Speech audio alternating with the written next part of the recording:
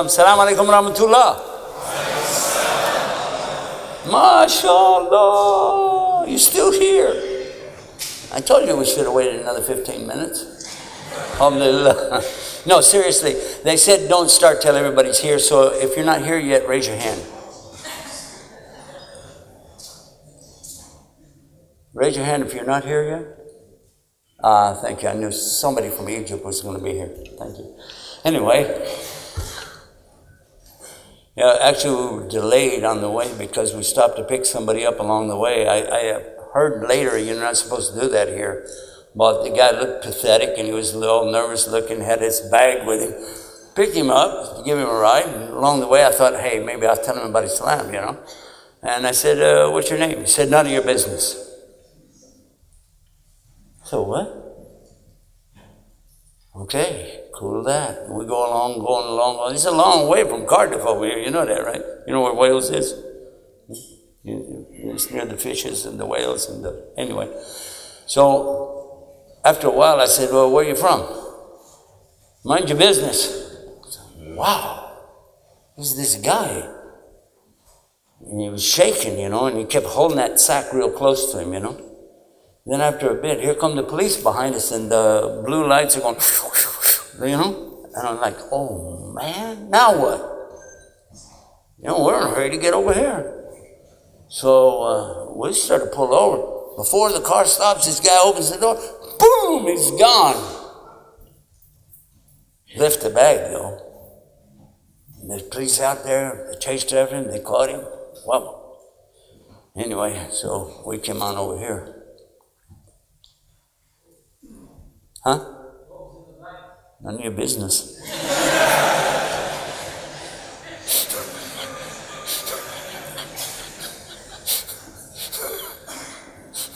See, you didn't have to do it tonight, did you?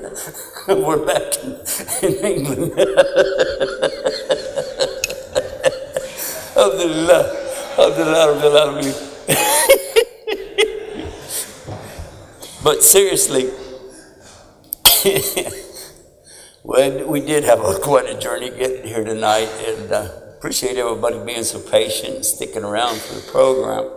There are a number of different things that have to happen, but you know, all of that's in the will of Allah. And when we're patient and continue to serve Him, then we find that things will work out in a way that was better than what we originally planned. I remember a story that they said, it was actually in the news, when I was in the Gulf one time. A young man had just completed his education and had a career opportunity, and he was so excited, you know, that I'm going to fly to this other country, and I'm going to, you know, have a new career, and I got to be there on time. Oh, I don't want to miss this. And when he got there was some kind of problem in the airport. Plane took off without him. And he was saying, I'm destroyed, I'm ruined, oh, look at this, and you know, I'm the most unlucky person in the whole world. The plane went down, it crashed, and everybody aboard it was killed. And when they found out, you know, this is the only guy that didn't get in the plane, look how he changed what he said. I'm the luckiest person in the whole world. And for us, we have to know that whatever happens has a reason for us. Along the way, when we were on our journey over here today, there were a couple other things that I picked up and I thought I'd like to share with you. And one of them is about one of the religious clergy, very high up in his position. And he said himself that when I'm out jogging and so on, he said, sometimes I look around and I said, I'm not even sure there's a God. Because if there's a God, how come these horrible things happen? And then we can think about that. Earthquakes, people get killed, tsunamis. I happened to have been in Chennai, India, when that big tsunami came. That tsunami was, 10 years ago, maybe 9 years, whatever.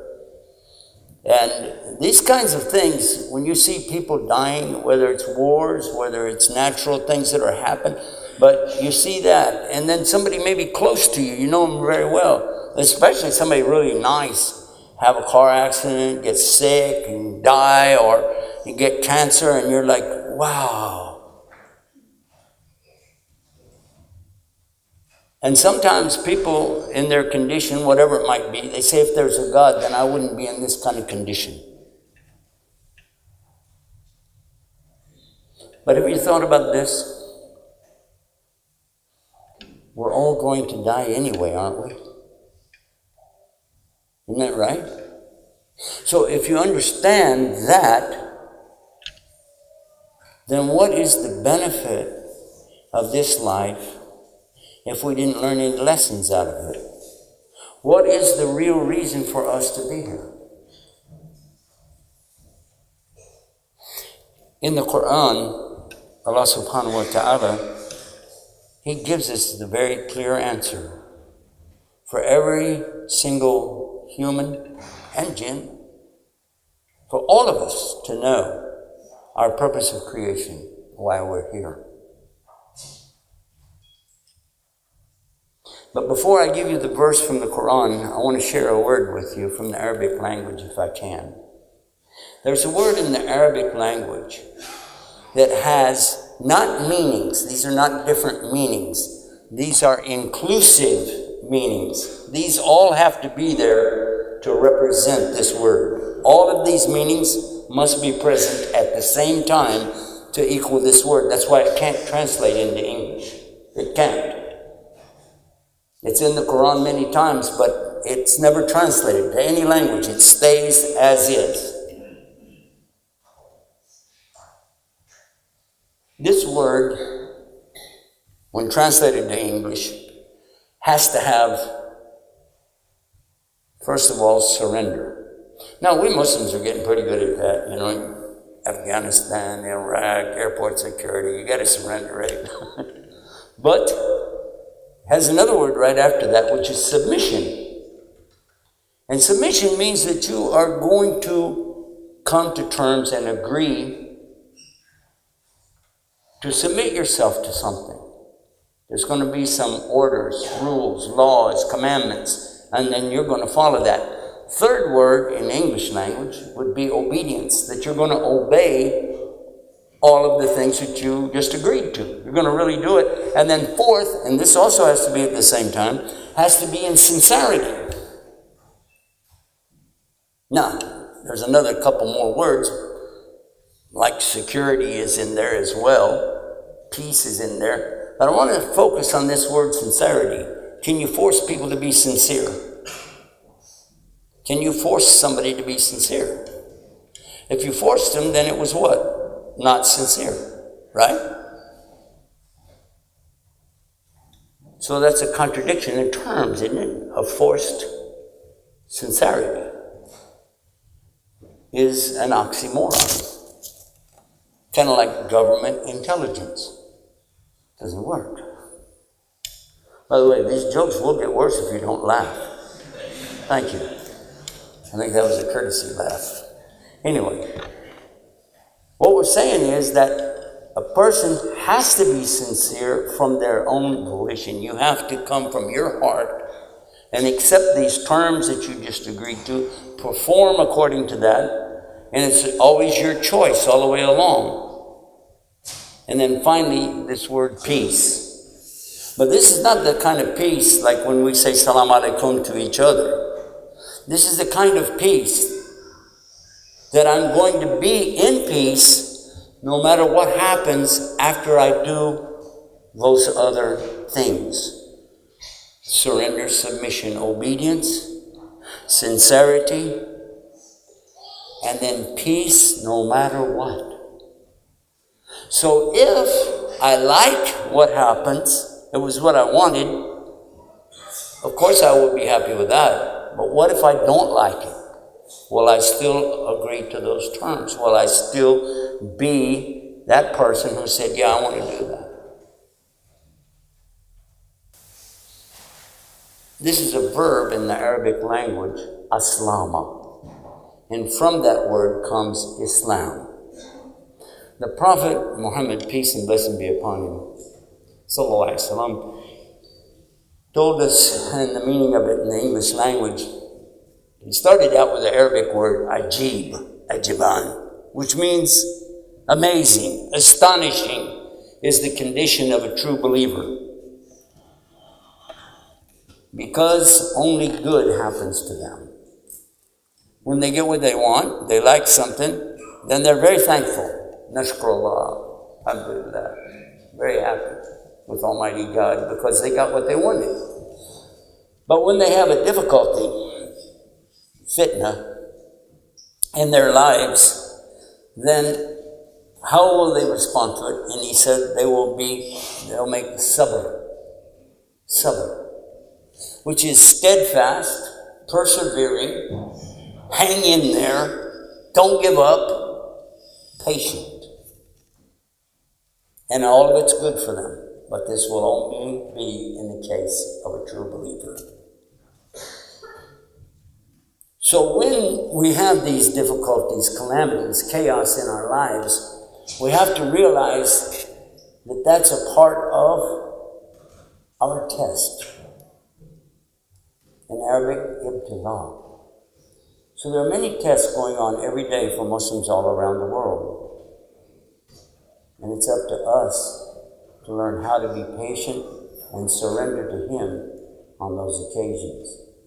Because when it seems unbearable, when it seems like you can't take any more, remember what He said in the Quran about this subject. لا يكلف له نفس إلا وسعها لها ما كسبت وعليها ما اكتسبت. Your Lord will never put on you more than you can bear. And He doesn't allow that you carry the burden for somebody else or vice versa.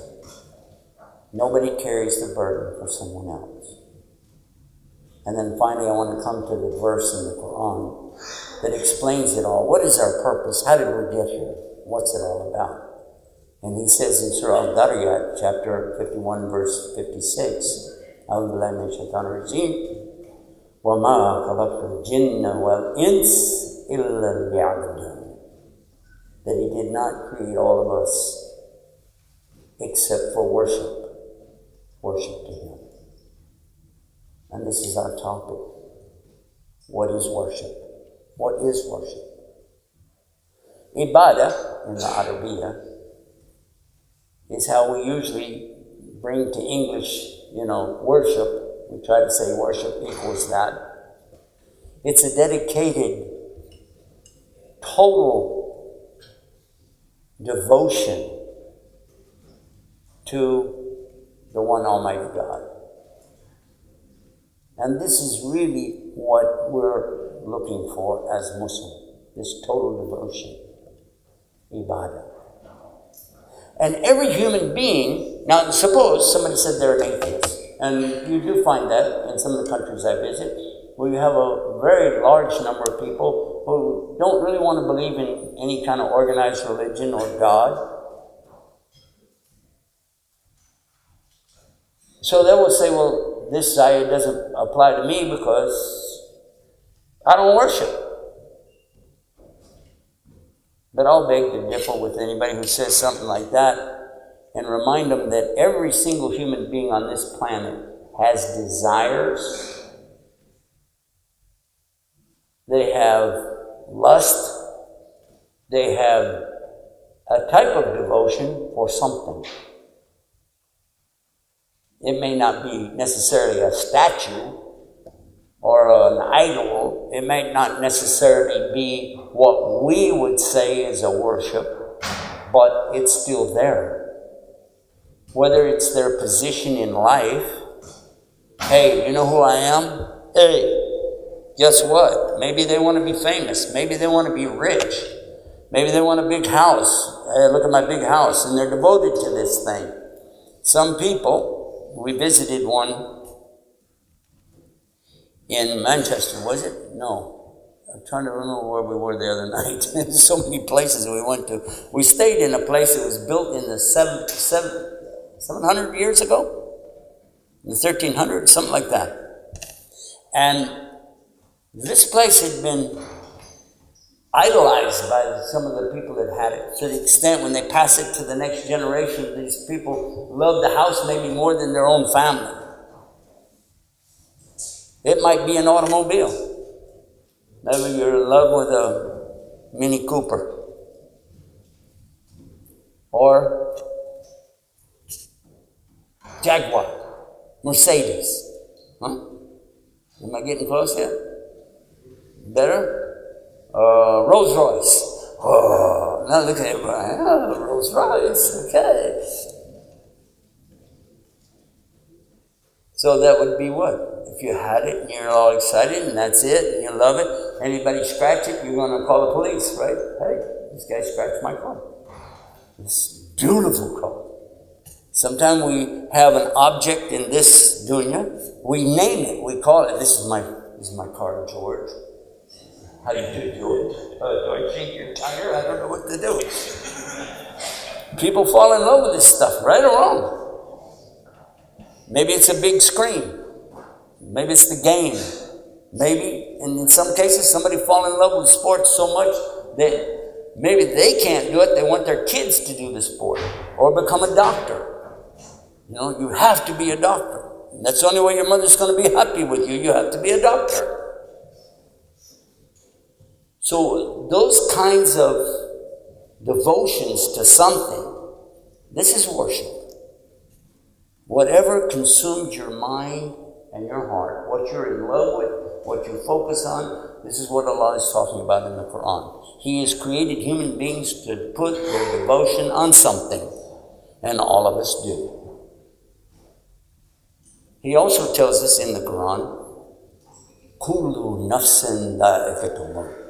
Every single one of us will die. There's no soul that will escape the taste of death. And it's true. You may live a long time. You may even pray and ask, give me another 10 years. But at the end of that 10 years, you're still going to die. And if you said, well, if I only had 5 more years, and then that would go by, and then only 2 more, and then 1, and then we get down to what, seconds? Eventually, and this is true of everybody, you'll pass away. And then you'll find out. But then it's too late because the game's over. It's just a matter now of settling the score up, isn't it? And the big scoreboard comes up. We find out good deeds versus bad deeds, correct belief versus disbelief, and there you go. Then what? Then what? And that's going to really depend on what we do right now. Here's some of the things to think about. We're talking about stuff you like, stuff that you worship, right? How did we treat other people? And let's really think about it, because what Islam is teaching us is no different from what we find in the New Testament or the Old Testament of the Bible.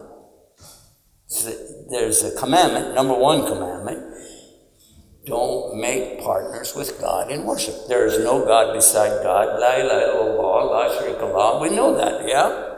That's number 1. Book of Exodus, book of Leviticus, you find it in Psalms, you find it in the book of Hosea, you find it in the New Testament, in the book of Mark, all of them saying the Lord your God is one Lord. And you have to love Him with all your heart, all your mind, and all your strength. Do we have the same thing in Islam? You love Allah more than anything else? Or you're like, well, maybe, maybe not. Huh? No, it doesn't work. So, and think about this. The very next thing is how, this is how you're treating your relationship with your Lord. That's number 1. That's treatment. After that, what's next? Islam is telling us clearly, because somebody asked Prophet Muhammad, peace and blessing be upon him, man came to him and asked him, okay, after God and His messenger, who has the most rights on my time? He said, your mother. Huh? At a time, by the way, when women had no rights. They were being abused and mistreated so bad, not just in Saudi Arabia, around the world. The Catholic Church had convened a council to decide whether or not a woman had a soul. Oh, that was pretty bad, huh? And just consider this and think about it. This is an Arab person, salam, talking to another Arab who, for them, wives were almost like animals, like cattle or something. How many wives you got? 1,500. Hey, this guy's rocking and rolling, you know? Because they really weren't like we think of a wife today, were they? They were just abused women. So when he says to him, your mother, it was like, okay, and then who? He repeated it, your mother. And then, your mother. Your mother, your mother, your mother, and then your father. So parents are very important to us, and we have to ask ourselves, how am I really treating my parents? Then we said, well, my parents actually are not Muslim, or my parents are, they don't follow Islam, and blah, blah, blah. He didn't make any condition, sallallahu when he said it. You must take care of your parents. And actually, Allah described it in the Quran even better for you when He said, when they get old, infirm, they're not able to take care of themselves, you lower the wing of mercy to them because especially your mom, because it's telling you how she endured great pain, trials, and tribulations in delivering you into this world. And the Prophet Muhammad, peace be upon him, was asked by another man. He said, I carried my mother on my back and walked around Kaaba 7 times in Tawaf. Have I fulfilled all her rights on me? He said, not even for one birth pain. Not even one birth pain. And how many of us never even thought about carrying our mother somewhere?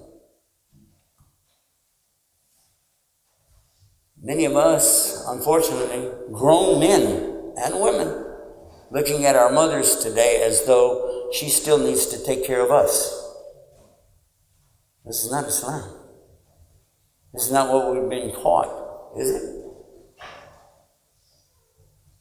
We're too busy, we're too hung up on what I want to think about what she wants. When any of our elders ask us for something, it's not something you open for a discussion. It's not something you're going to argue with them about. They say it, you do it. Some of our brothers and sisters do have it down, though. I'm so proud of them. I share with you just a little story that really did happen for us. I grew up in the West, and that was a Western mentality. That's all I knew. I never saw anybody go out of their way for their parents. I never saw it. I saw people kind, nice, yeah, mom, whatever, like that, but not like Islam has taught us.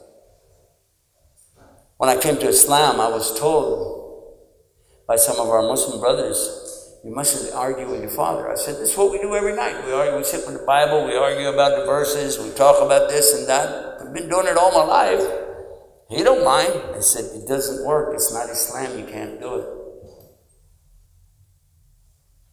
The next night when we were sitting there, my father said, well, aren't you going to open up a subject? Let's get going, I said, no, I can't do that. Why? So I just can't. I have to respect you. He said, that's no problem. I want to talk about this. And I enjoyed that. I said, I can't do it.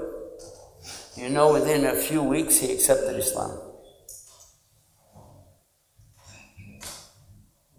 Think about it. But when they were sitting there arguing about this or that, Islam compared to, yeah. He accepted it. The treatment of your parents is key to Jannah. The entrance into paradise is at the feet of your mother. This is serious. Very serious. how we treat our parents, you cannot talk about that too much, because all of us, we forget. And it's because they're so close, the familiarity is there. And we just think, oh yeah, well later, it's no big deal. Tomorrow, next week, maybe I'll do something really big. I'll get rich and I'll take her to the Bahamas, or I'll take her for a trip, or I'll take my dad over here, I'll do this, I'll fix that someday. I share with you this. My father passed away. And when he did, we were at the gravesite. And I realized I'm never going to be able to do any of those things that I wanted to do. It's too late. I was happy for what we did get, because after I got into Islam and those years that we were together, it was amazing. My father became my best friend. More than just anything I had ever imagined. I really cared so much. At one point, I remember my father wanted a chair. We got him a chair, bought a chair for him that rocks, and you can also kick it back. You know what I'm saying? Like a lounge chair, but it rocks. He liked to rock in that chair. Big, nice chair. And we put it right where he wanted it in the room. He was sitting there one night, and I was over at my computer, and an argument broke out in our kitchen, and I could hear it, even through the doors, that my daughters were arguing about whose turn it was to wash dishes. It's your turn. No, it's not your turn. I did them last night. Yeah, because you didn't do them 2 nights in a row. It's your turn. No, it's not. Yes, it is. No, it's not. Yes, it is. I'm like, okay, I'm going to get up. I'm going to walk over there. And on my way, walking over there, I'm thinking, when I push the doors open, I'm going to say, what's going on? And they're going to say, nothing. So no benefit, Let them argue. I looked over at my father, and it dawned on me. He was rocking, his chair. It hit me. My sister and I had the same argument 40 years ago. I remember that. Oh my God. And I was looking at him, I started laughing. I went to him, I said, Dad. He looked up at me, yeah? I said, I love you. And that's not something we normally said in our family. He said, well, I love you too. And I bent down and kissed him on the forehead. That's also not something we do, right? Pay attention.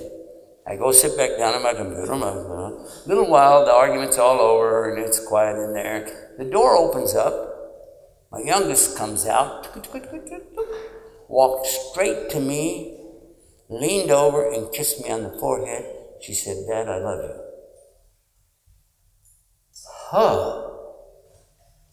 And she went off to her room. And I was thinking, I just did that with my dad. And look how Allah was giving me a sign. A little bit later, the door opened again. And the other one, she came out. And she walked that same exact path right to me, bent down, kissed me on the forehead, and said, Dad, I love you. And went off to her room, and I thought, oh my God. That is the strongest confirmation I've ever seen in my life to prove a clear point. And who made it happen? And you and I both know there's no coincidence like that. They never did it before that. How did they listen to them? SubhanAllah. The effect that it had, the impact it had on me, then it was like I couldn't do enough for my father after that. I've seen other cases where people have really spent the time and the effort and put their own selves aside for their parents and watched the success that they had in their lives afterwards. There's a beautiful story that I don't want to bore you with any stories, but it is a story. It's a hadith of the Prophet ﷺ, and we should mention this. That before him, he's talking about the times of the early Christians or Jewish. He's talking about people before us. There were 3 that were traveling, and the rain started coming down really heavy. So they stepped into like a shelter, like a cave, something like this. And when they went in there, the rain got worse and a rock slide came and a giant boulder blocked their passage out. They couldn't get out. And they struggled and pushed. They couldn't move it at all. And each of them enumerated a particular good act that they had done only for the sake of Allah. And each time Allah would make that rock move. And finally, enough that they could get out. And one of them was the one who said, and I think this is the first one he mentioned, that he had a habit of always getting the milk from the goat and then giving his parents before they went to sleep. But when he got to them and found them to be asleep, and he said, well, I'll just wait.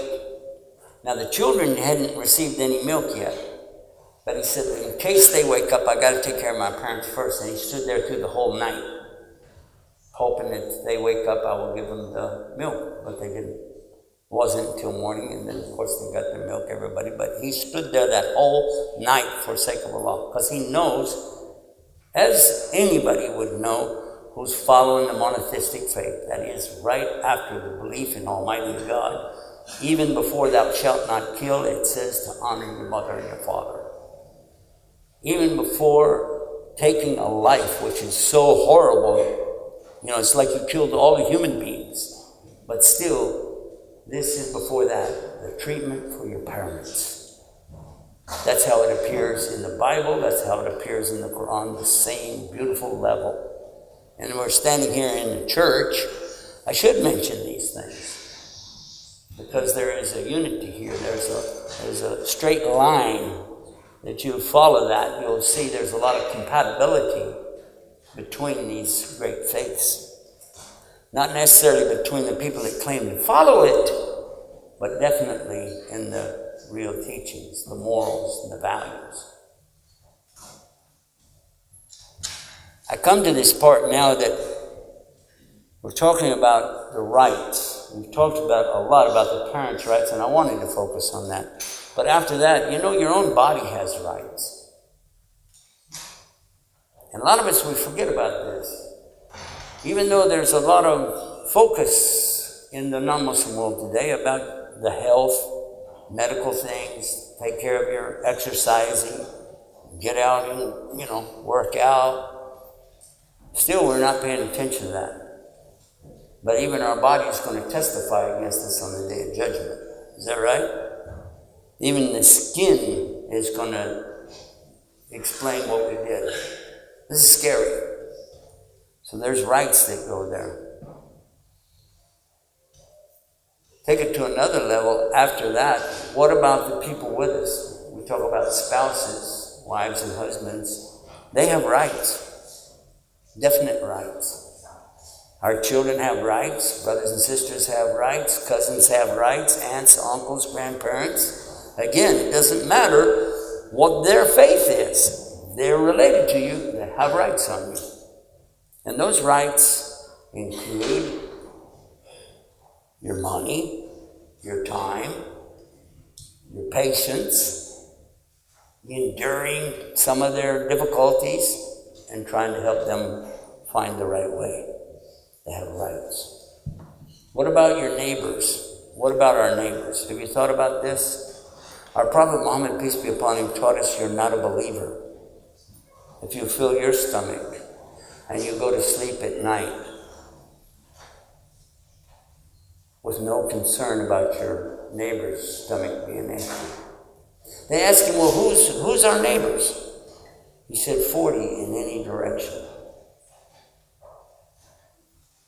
If there's anybody in this room right now that's actually gone out and met 40 people in every direction around their house, please raise your hand. Well, if you did, you'd be the first that ever did it in the 23 years that I've been Muslim. I've never seen it happen yet. And yet this is a clear teaching in our faith. It's a very important part of our faith to care for our neighbors. And there might be some in here that don't even know who your next door neighbor is. And if they needed help, you wouldn't recognize them. You wouldn't even know that's my neighbor. So again, this is a problem for us. That we're claiming we're Muslims, we're claiming we follow Islam, but don't even know what it is. Because if we can't give people their rights, how are we going to claim on the Day of Judgment, I'm a Muslim? Where? How? Your passport doesn't count today. Huh? That visa, it doesn't work. Salih, Muhammed, Sarah, Yasmin, doesn't work. The name's not going to get you in there. Is that right? Let's go to another level. We talked about neighbors. What about our enemies? Do enemies have rights? How many think no? Enemies don't have any rights. Actually, Islam is the only faith that insists on the rights of your enemies to the extent that if they're coming at you, fighting against you, if they put their weapon down, you're not allowed to kill them. Did you know that? I hear so many Muslims talk, especially our youth, our converts, saying things that are totally not Islam. Regardless of whether they got it off the internet or from media or how they get these ideas, I don't know. But this is not Islam. We can never be the instigator. Is that true or false? It's in the Quran. You can only fight against people to the extent they fight against you, but if they stop, you have to stop, otherwise you are the zalimun. You are the troublemaker. You become the aggressor. Verily, Allah does not love the aggressor. Doubt me? Check it. Surah Baqarah, chapter 2, verse 190, verse 191, verse 193. But don't translate this the way Abdullah Yusuf Estes translated it. He just followed the people before him and added a whole new word. The word slay is totally inappropriate. Slay is from the word slaughter.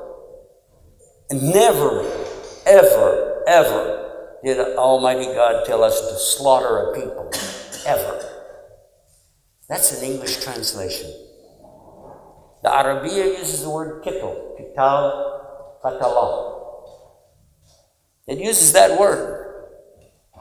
And in one verse, 190, translator said fight. Second verse, 191, used the word kill. And for Yusuf Estes, slay. But it was the same word, qatala. How did you go from fighting to slaughtering? How? Regardless of his motivation or reason for what he did, we have to go back to the source and understand there is something. And in the context of the way the tafsir of the verse is clear. We spoke about it last night, by the way. Very clear. It means what we would say today, combat. You can only engage in combat against those who are engaging in combat against you, even if you're in ihram on your way for pilgrimage, because that's the context of the way it was coming. Yasalunika 189, they're asking you about what? The moon, what does it mean? We don't worship the moon, etc. And it's all about preparing for Hajj. We know when the Dhul just starts. Then the next one, when you come back from the pilgrimage, don't go through the back door of your house out of superstition. Go through the proper doors.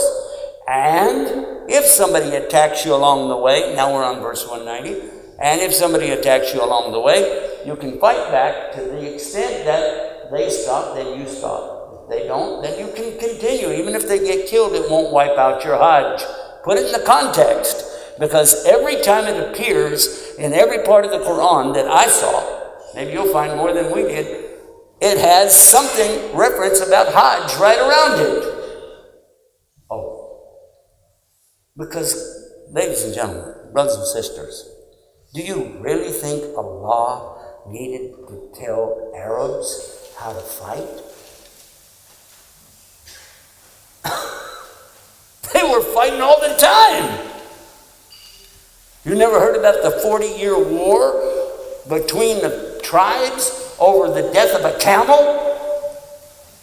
Nobody needed to tell Arabs how to kill people. Allah was showing him the limits.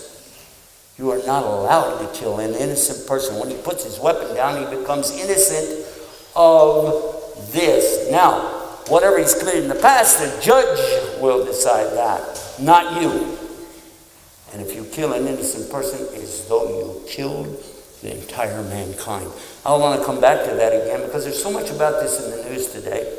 I'm sorry to bore you with it a little, but maybe we should mention this. It happened at the time of the Prophet, peace be upon him. There was a war, a battle, and they were fighting. The enemy put down his sword. He even said, La ilaha illallah. There's no God to worship but Allah. This is a statement that we all make as Muslims. The companion, the Muslim who was there fighting, he killed him anyway. When the story came back to the Prophet, peace be upon him, he was very upset about this.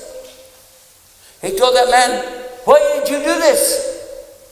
If he put his weapon down, why did you do this? He said, the kalima, how did you do this? He said, he wasn't sincere. He just said it. He wasn't sincere. That's when the Prophet ﷺ said, did you cut his heart open and look and see if he was sincere? Nobody knows what's in somebody else's heart. Nobody.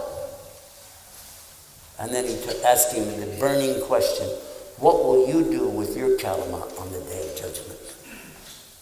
And he repeated it so much the person said, I wish that I had never made Islam yet so I could start fresh right now. Because then, when you enter Islam, Allah will forgive everything. But it's too late after you're in Islam and you go out and do something like that. And again, when we think about some of the things that are happening in the world today, we have to realize that we have limits. Everybody's got rights, and we all know that. Women's rights, children's rights, parents' rights. I want my rights. How many of us worry about where my limits are? Where are my limits? How far can I go? Then I have to stop. And I have to remember other people have rights. Even my enemies fighting in a war have rights.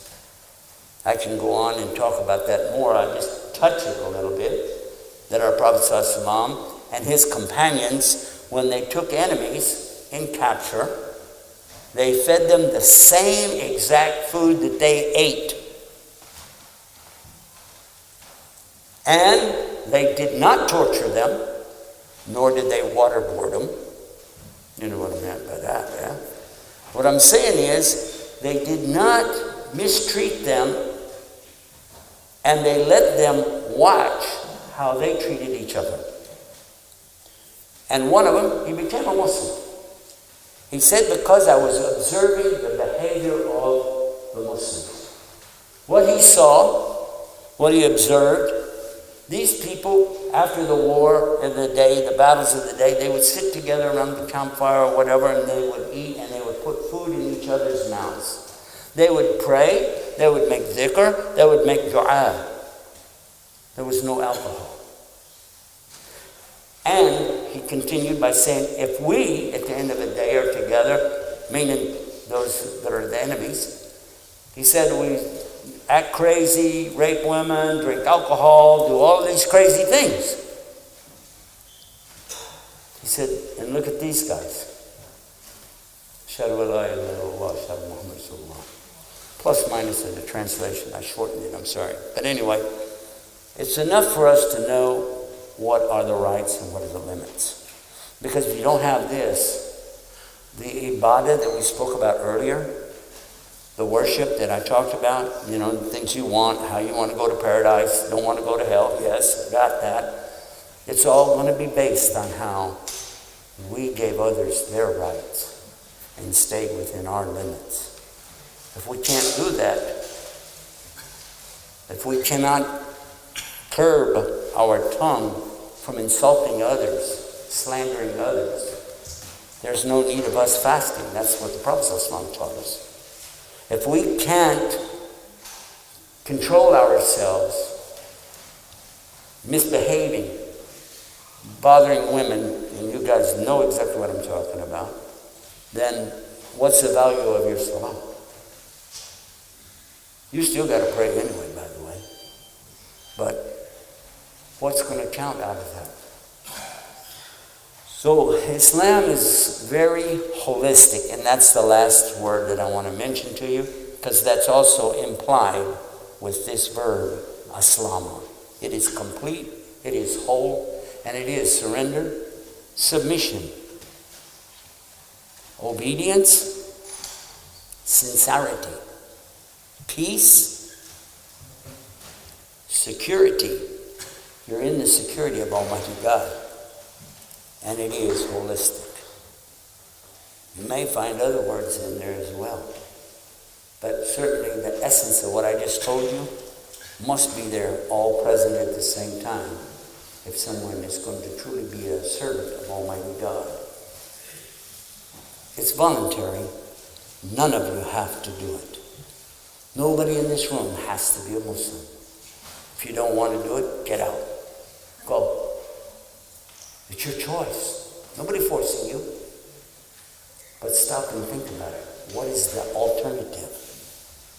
You don't know how to live forever. I don't either. It leaves us with this. La ikraha fi din is the first part of the verse, isn't it? There's no compulsion in Islam. قَدْ تَبَيَّنَ الرُّشْدُ مِنَ الْغَيِّ فَمَنْ يَكْفُرْ بِالطَّاغُوتِ وَيُؤْمِنْ بِاللَّهِ فَقَدِ اسْتَمْسَكَ بِالْعُرْوَةِ الْوُثْقَى لا انفصام لها وَاللَّهُ سَمِيعٌ عَلِيمٌ.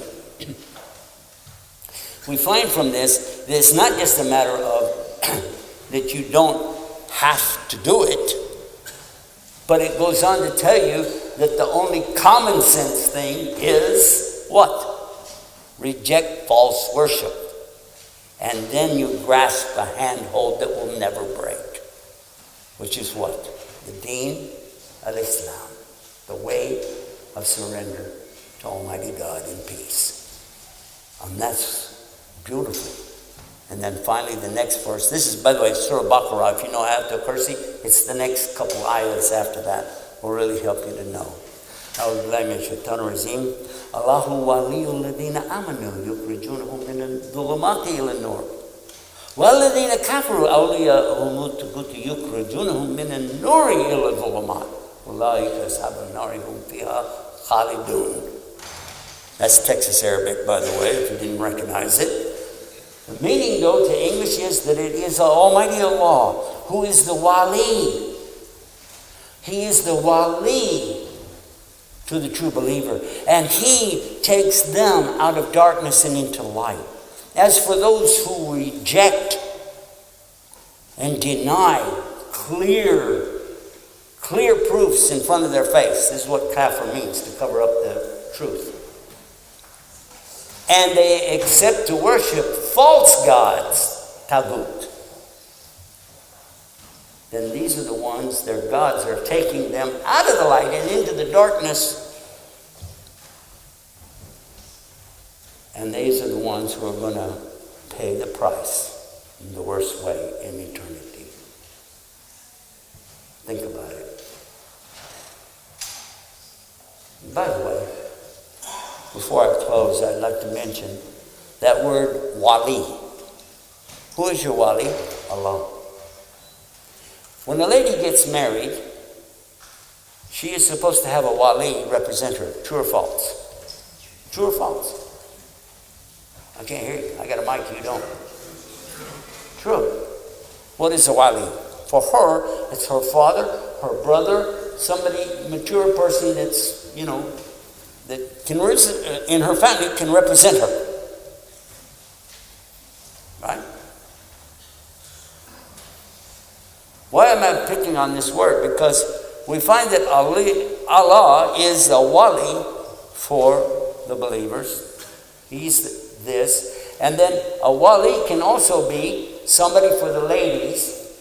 Now, I don't know how you would describe this in English, but the way I understood it from our scholars, this is a protector. This is the one who you trust to protect you in all circumstances.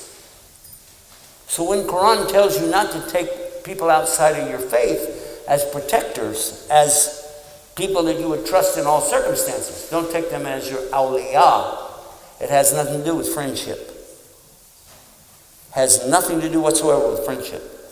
So when you hear somebody stand here and shout at you, you cannot take these people as your awliya because you can't make friends with them. This is the opposite of Islam. Our Prophet was the example of that.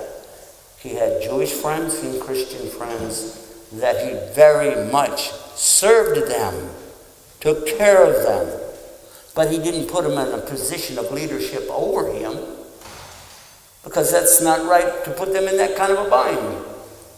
Make sense?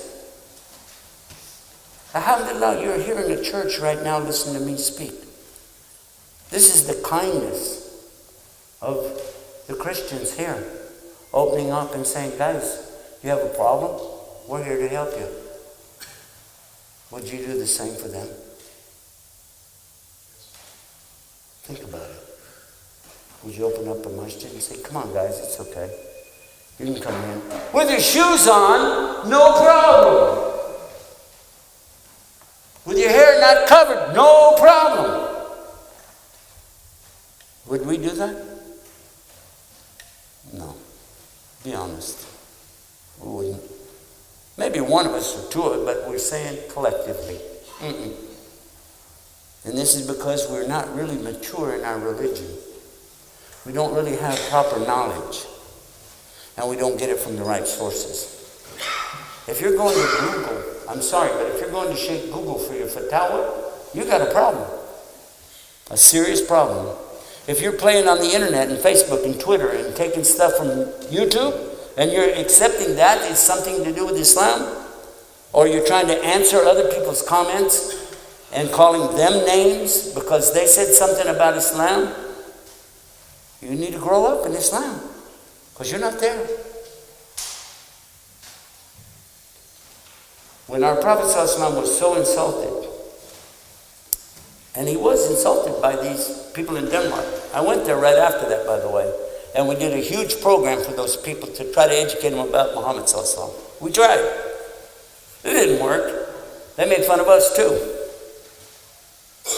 Made fun of particularly me and my family, because we were the only ones there dressed, heavy-duty Islam, and my wife and daughters all covered, They made fun of us. We were on the front page. So what should we do? And some Muslims broke out in horrible fights around the world. People got killed from those cartoons. Is that true or false? But what about our Prophet himself, sallallahu alaihi wasallam? Was he ever insulted? Was he? Yes or no? Did people throw things on him when he was praying? In the haram, in front of Kaaba, they put the intestines of the camel on him and laughed. Well, he was in sajda, prostration. Yes or no? I'm asking you. And he jumped up and he grabbed his sword and... No, he didn't.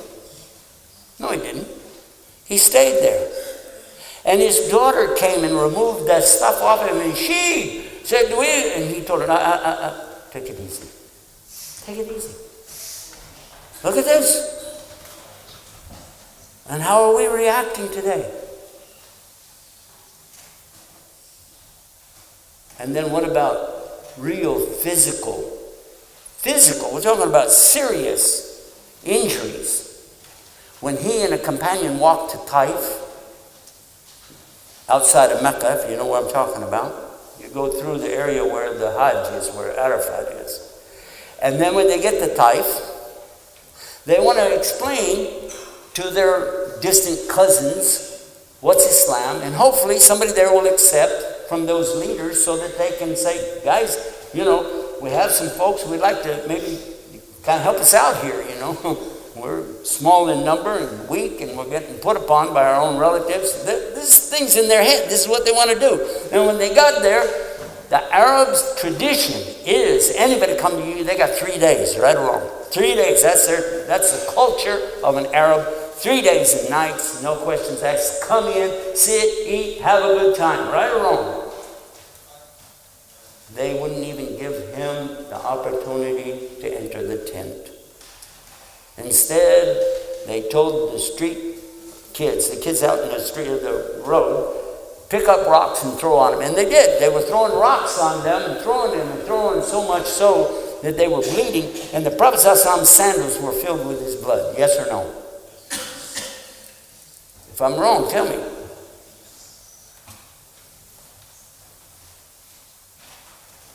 And then they had to run. And as they ran away, the angel Gabriel came to them and told them, your Lord has big angels on the mountains of Taif, ready to bring those rocks down on them. Huh? You say the word, they're history. They're toast. They're gone. Say it. Did he do it? What did he do? Did he pray for them? A beautiful prayer that Allah would guide them, and from them would come some people who would carry the message, and somebody from them did go to India and opened it up. When's the last time, I'm asking you a question, when is the last time you prayed a very nice prayer for your enemies? And cursing them doesn't count as a prayer.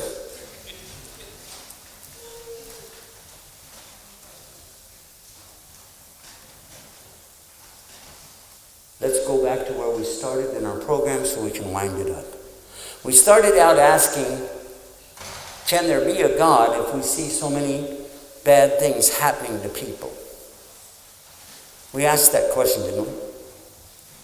And I'm asking you right now, if God does control everything, this means that everything that's happening to us this minute is from Him, yes or no? How could it be, if Islam is correct, that Muslims around the world would be suffering the way they are today? How could that be? And they are, trust me. The most put upon religion on the planet today can only be those who claim to be Muslims. Is that right or wrong? And the worst possible things are happening. Why would God do that? And I think you already know the answer. Who is our biggest enemy? I'm asking another rhetorical question because I think you already know that too. Our biggest enemy today, is it the media? Is it the internet?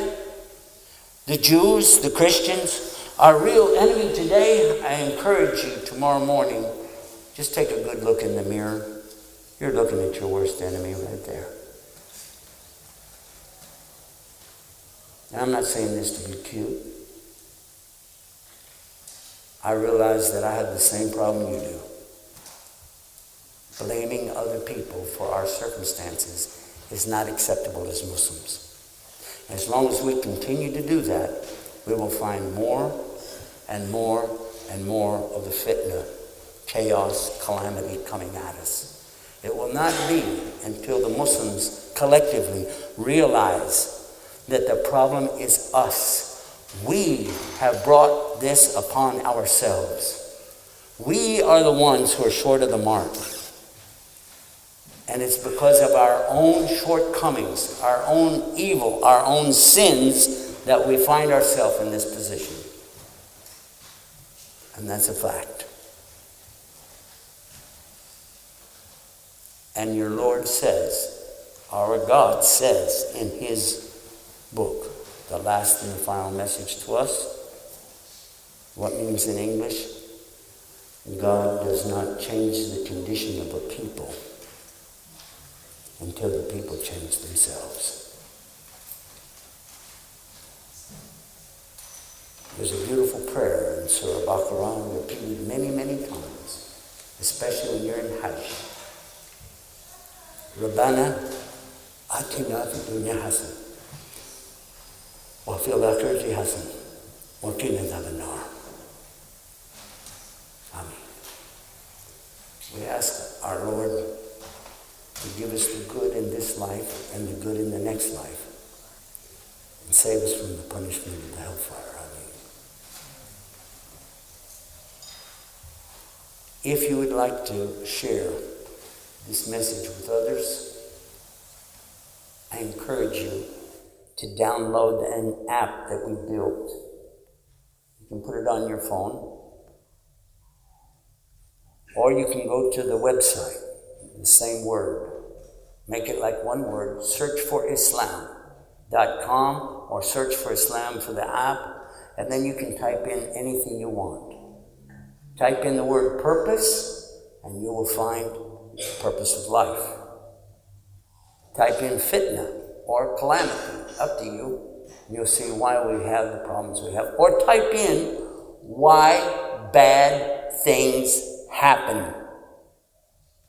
So, why bad things happen. And you'll find from some of our scholars some of the best teaching, the best programs are right there. And we have videos, audios, articles. We have over 2,500 websites filled with only stuff from Quran and Sunnah from real scholars.